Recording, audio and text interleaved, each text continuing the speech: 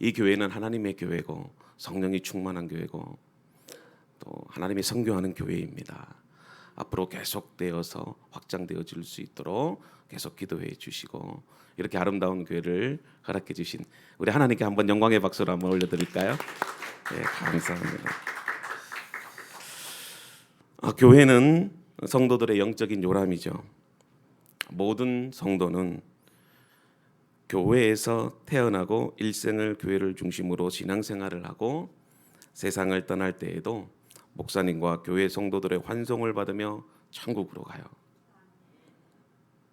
여러분, 성도와 교회는 결코 분리될 수가 없습니다. 왜냐하면 하나님께서 세우신 곳이기 때문에 그렇습니다. 우리는 교회를 통해서 하나님을 예배하고 서로 교제하고 세상으로 나아가며 복음을 전하죠.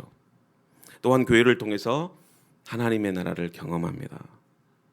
과거에는 우리는 교회를 건물로서 그리고 조직으로 이해를 했지요. 예배 공간이 있어야 되고 목사님도 있어야 되고 장로님 권사님도 있어야 되고 또 성가대도 있으면 더 좋고, 그런데 엄밀히 말해서 이런 외형적인 건물과 조직이 교회를 의미하는 것은 아니죠.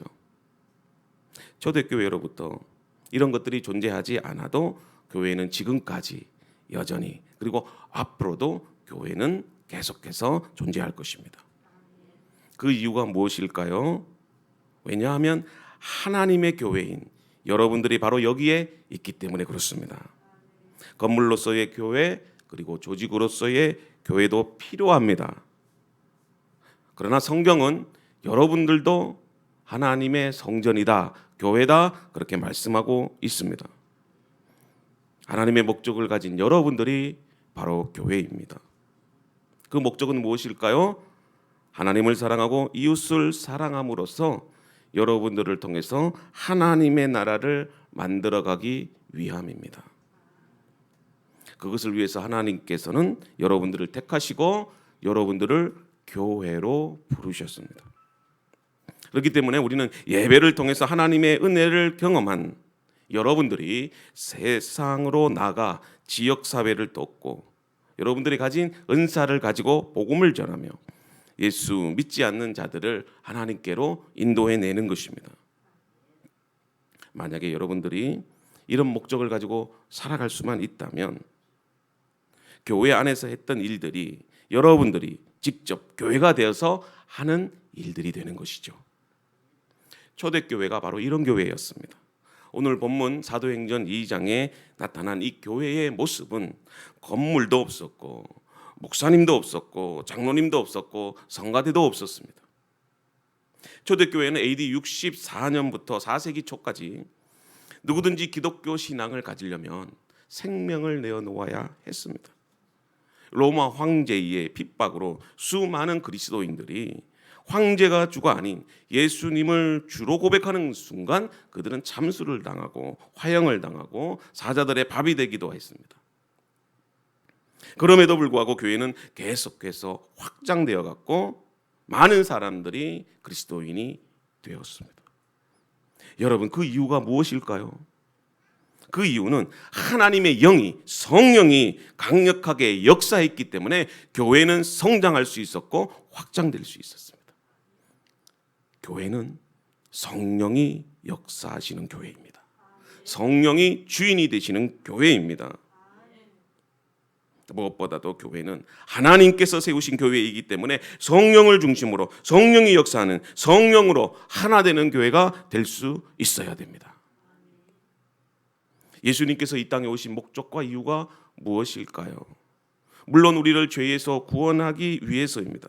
그런데 우리가 한 가지 있는 것이 있습니다. 그것은 바로 교회를 세우기 위해서 이 땅에 오셨습니다. 마태복음 16장 18절에 보면 또 내가 내게 이르노니 너는 베드로라 내가 이 반석 위에 교회를 세우리니 음부의 권세가 이기지 못하리라.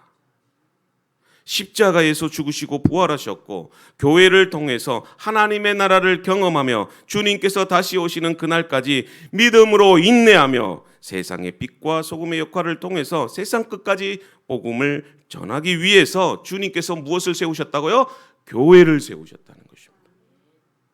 여러분, 교회를 세워 나가시기를 바랍니다. 교회는 계속해서 확장돼 나가야 됩니다. 저는 하나님 앞에 이렇게 비전을 세웠어요. 하나님, 우리 교회는 작은 교회예요. 너무나도 힘이 없는 교회예요. 성도도 없어요. 예산도 없어요. 그러나 하나님, 제 평생에 교회를 국내 10곳을 개척하겠습니다. 제가 그런 비전을 세웠어요. 제가 개척을 해보니까요, 돈 가지고 개척하는 게 아닙니다. 뭐 성도의 숫자 갖고 개척 멤버 갖고 교회 개척하는 것도 아니에요. 하나님이 계획하시고 뜻하시면 교회는 세워지고 확장될 수 있도록. 죄송한 표현이지만 큰 교회 목사님들, 교회 많이 개척해 주세요. 마음이 중요하고, 내가 하나님 앞에 뜻을 세우고 하나님이 원하시는 일이라면 하나님께서는 교회를 세우십니다. 우리에게는 꿈이 있어요. 그 꿈은 하나님의 꿈이기 때문에 하나님께서 우리에게 능력을 주셔서 그 일을 이룰 수 있도록 성령을 보내주시고 그 성령을 통해서 그 일을 이루십니다. 저는 우리 교회, 로덴교회 성도 여러분들이 믿음의 꿈을 가졌으면 좋겠어요. 그리고 그 꿈을 좀 크게, 내 입을 열라 내가 채우리라. 우리가 입을 여는 대로 하나님이 채워주실 줄로 믿습니다. 그러므로 성령이 주인이 되셔서 교회는 성령의 능력으로 되어져야 됩니다. 저도 목회를 하면서 제 인간의 생각으로, 제 인간의 노력으로 목회를 하지 않겠습니다. 저는 언제나 성령의 능력을 힘입어서 기도하고 결정하고 성령의 뜻이라면 믿음으로 나아가도록 그렇게 하겠습니다. 그러나 오늘 한국 교회를 볼 때 너무 마음이 아픈 교회들이 많이 있어요. 담임 목사님이 주인인 것 같아요. 당회가 주인인 것 같아요.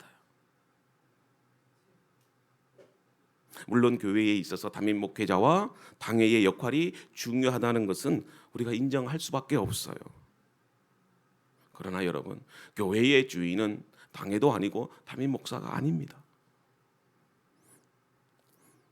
우리 개신교는 종교개혁의 정신으로 태어난 개신교입니다.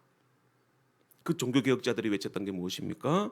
바로 모든 성도 여러분들이 제사장이며 교회입니다.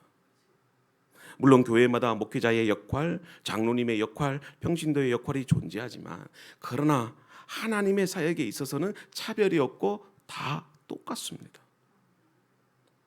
교회는 성령이 역사해야 되며 성령이 원하시는 대로 존재해야 됩니다.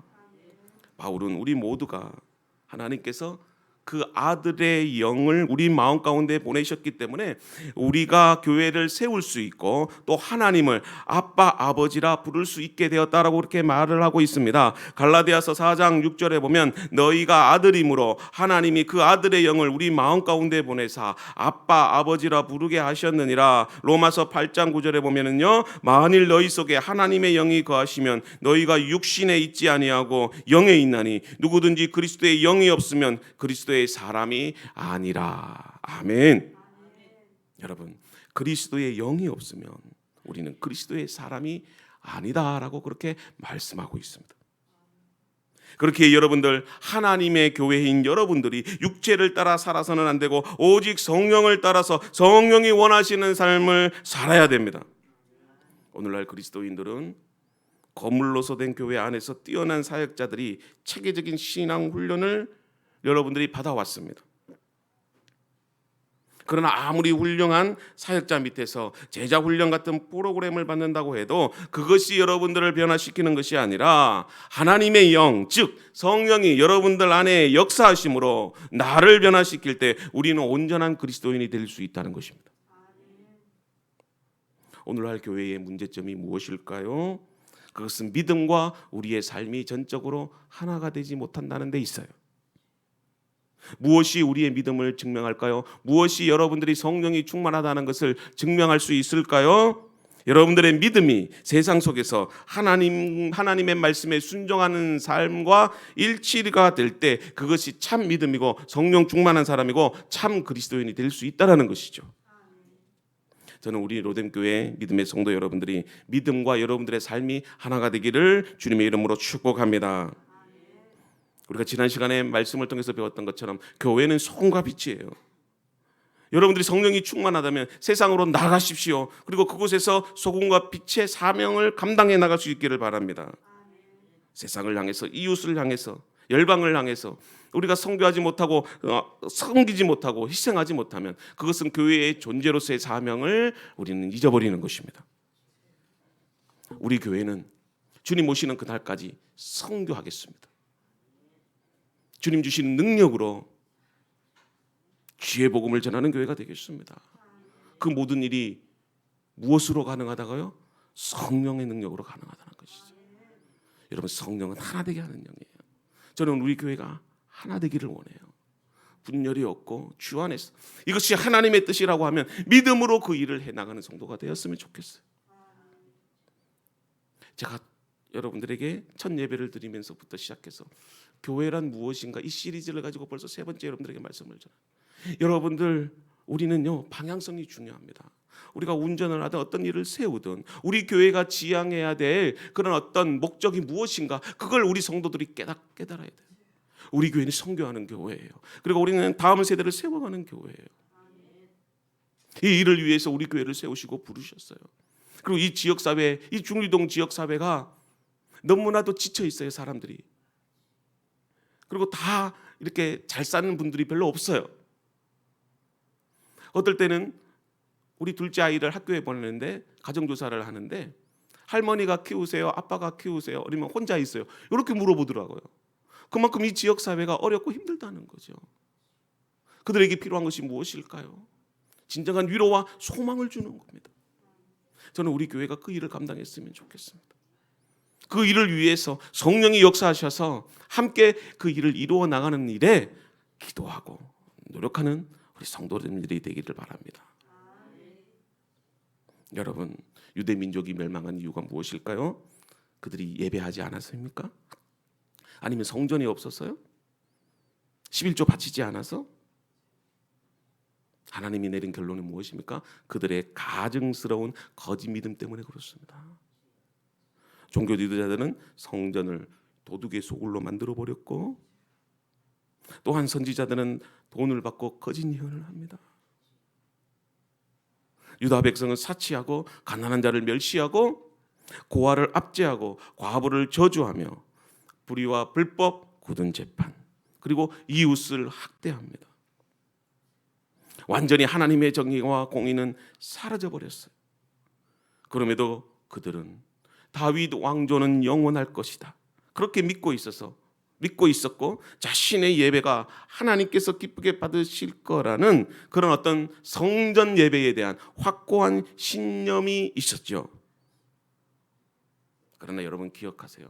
성령이 함께하지 않는 예배, 성령이 함께하지 않는 신앙은요, 하나님 앞에서 가증스러운 것이 될 수 있다는 것을 기억하셔야 됩니다.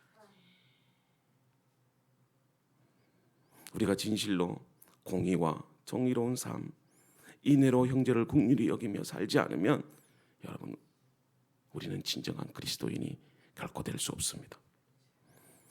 오늘 이 본문 말씀을 통해서 우리가 초대교회를 통해서 본받아야 할 그런 내용이 무엇입니까?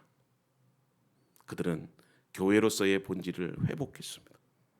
성령께서 원하시는 대로 성령 충만한 삶 가운데서 세상에 나가 그리스도인답게 살았어요. 교회의 본질로서 내가 하나님으로부터 세상에 보냄받은 교회다라고 하는 이 정체성을 잃지 않았습니다. 여러분, 내가 교회이기 때문에 내가 무엇을 해야 하는지 알 수 있어요. 본질이 규정되면 내가 그 본질로부터 어떤 사명을 감당해야 되는지 그것을 깨달을 수 있다는 것입니다.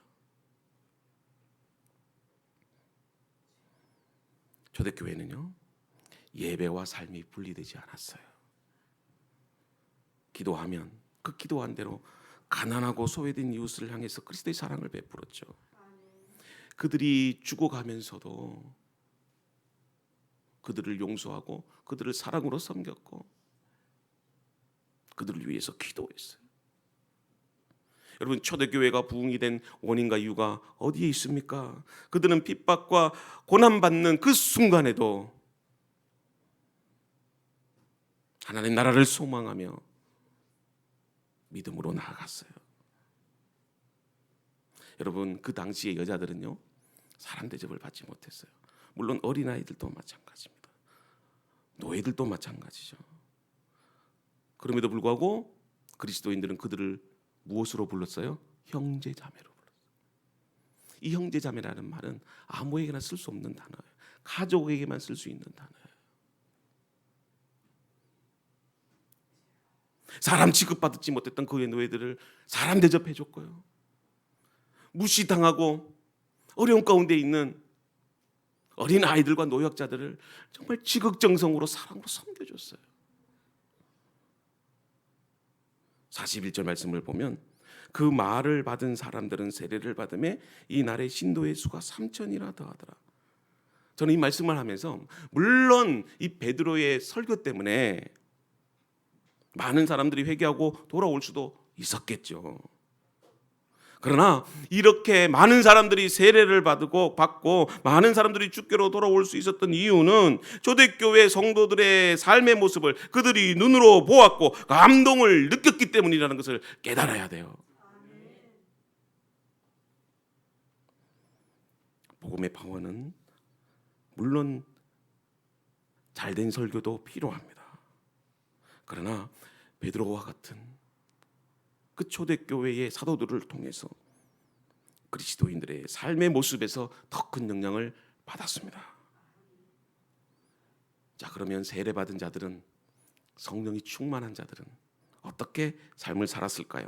우리 42절과 45절입니다. 우리 같이 한번 읽어볼까요? 시작. 그들이 사도의 가르침을 받아 서로 교제하고 떡을 떼며 오로지 기도하기를 힘쓰니라. 사람마다 두려워하는데 사도들로 말미암아 기사와 표적이 많이 나타나니 믿는 사람들이 다 함께 있어 모든 물건을 서로 통용하고 또 재산과 소유를 팔아 각 사람의 필요를 따라 나누어 주며. 아멘.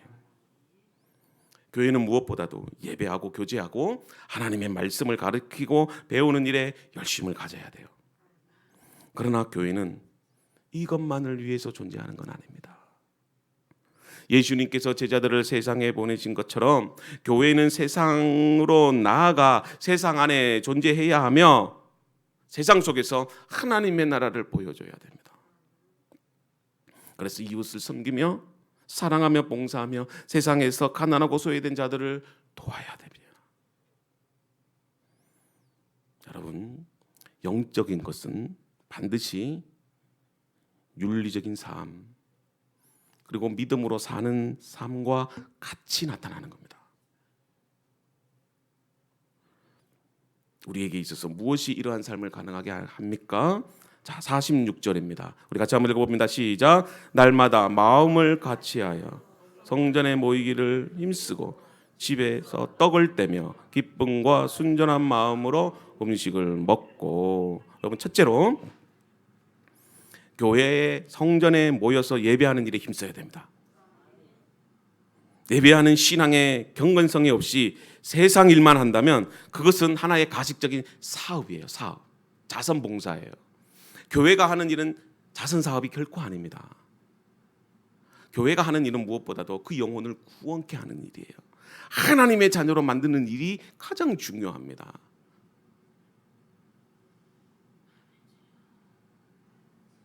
예배하는 자로 회복시켜야 돼요. 선교의 궁극적인 목적은 예배에 있어요. 예배가 회복되는 곳에는요, 하나님의 나라가 이루어집니다. 예배를 통해서 여러분들 하나님을 만나고 예배를 통해서 은혜를 경험해요. 어떤 성도들은 목사님 저는 드라마를 보면서 은혜를 많이 받아요. 드라마는 만족이고 기쁨이지 은혜가 아니에요. 성도가 자나깨나 먼저 해야 할 일이 있어요. 그건 예배예요. 예배. 하나님께서 우리를 예배자로 부르셨어요. 예배자로 여러분들 구원케 하셨다는 것입니다. 그리고 예배자를 찾으세요. 로덴교회 성도들, 이것보다 우선시되는 일은 없어요. 예배하는 일에 열심을 내실 수 있기를 바랍니다. 두 번째는 순전한 마음을 가져야 돼요. 순전한 마음이 중요합니다. 여러분, 강요된 믿음, 특별히 믿음의 자녀들, 특히 목사님의 자녀들 있잖아요. 강요된 믿음, 억지로 교회 데리고 나온다고 해서 이게 신앙이 성숙되는 게 아니더라고요.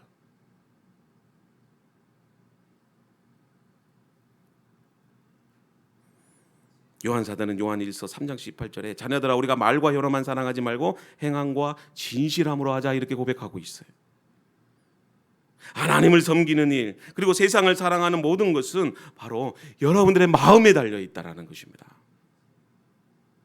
기쁜 마음으로, 자원하는 마음으로, 긍휼히 여기는 마음으로 여러분들 하나님의 일을 해야 돼요. 물론 의무감으로 해야 할 일이 있지만 의무감으로 모든 일을 할 수는 없어요. 그럴 때 내 마음이 하나님의 마음으로 변화될 수 있도록 정말 교회는 마음으로 하나가 돼야 됩니다. 무슨 일을 하려고 할 때 마음이 하나가 되지 않으면 아무리 작은 일이라도 교회는요 할 수가 없어요. 재직회를 열어보고 공동회의를 열어보면 이거는 완전 싸움판이 돼. 여러분, 마음이 하나가 되셔야 됩니다. 마음이 하나 되기 위해서 성령님이 도와주셔야 돼요. 성령이 충만해지면 성령은 하나됨의 영입니다. 그래서 여러분, 성령께서 내 마음과 생각을 다스려달 수 있도록 여러분들 기도하실 수 있기를 바랍니다. 세 번째는 우리가 하는 일이 세상의 사람들에게 칭송을 받는 정도까지 되어져야 돼요. 무조건 한다고 해서 되는 게 아니고 그것을 세상 사람들이 그리스도인을 바라보면서 칭송하는 단계까지 여러분들 이르를 수 있어야 돼요. 물론 칭송받지 못해도 상관은 없어요.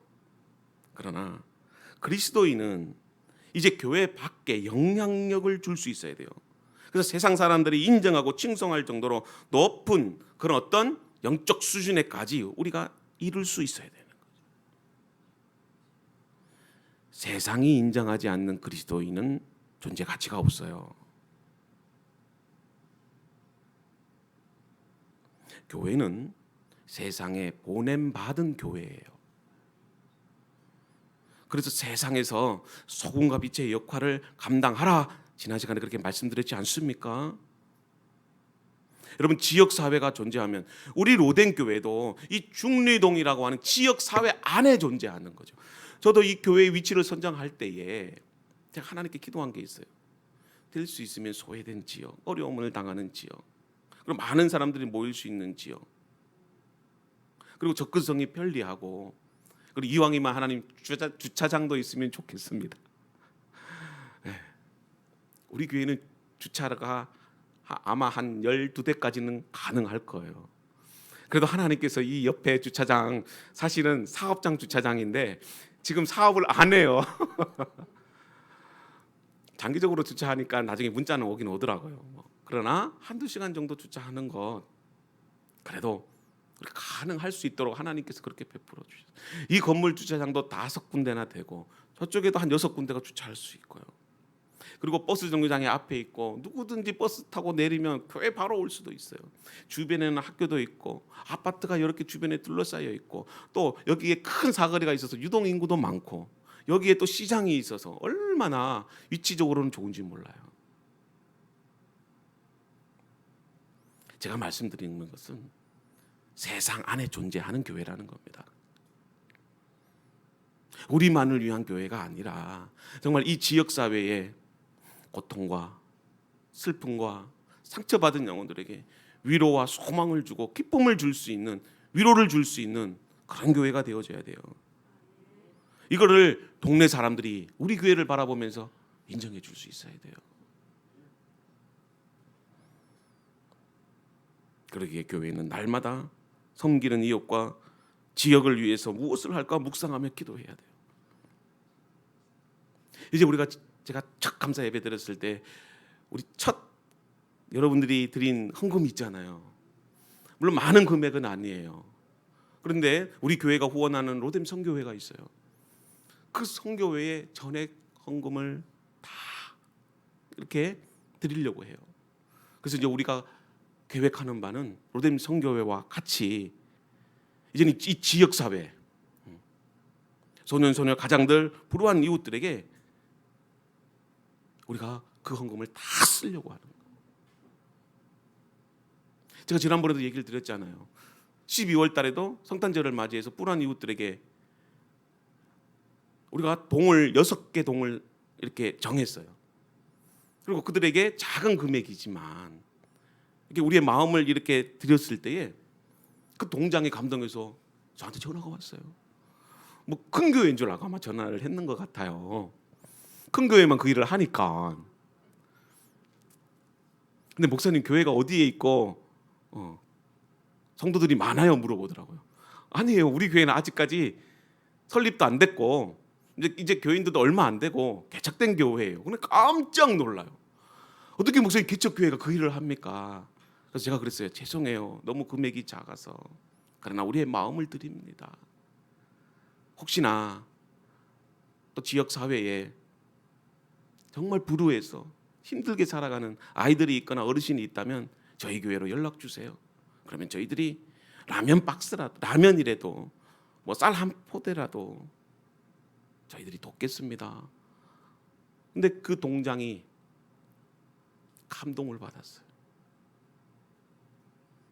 교회는 이런 교회가 되어져야 됩니다. 저희 교회는 선교하는 교회예요. 그리고 다음 세대를 키워가는 교회입니다. 이 일에 함께 기도해 주실 수 있기를 바랍니다. 말씀의 결론을 맺고자 합니다. 사랑하는 우리 로뎀 교회 성도 여러분, 우리 교회가 이 지역 사회에 존재해야 되는 이유가 무엇일까요? 이제 우리는 멈추어서는 안 됩니다. 이웃을 향해서 열방을 품고 우리 교회가 정말 어떻게 존재해야 되며 하나님께서 우리 교회에게 주신 그 사명을 이루어갈 수 있어야 됩니다. 성령 충만한 교회란 무엇입니까? 교회는 성령께서 주인이 되시고 성령이 원하시는 대로 나아가야 됩니다. 우리 성령님보다 앞서 나가서는 안 됩니다.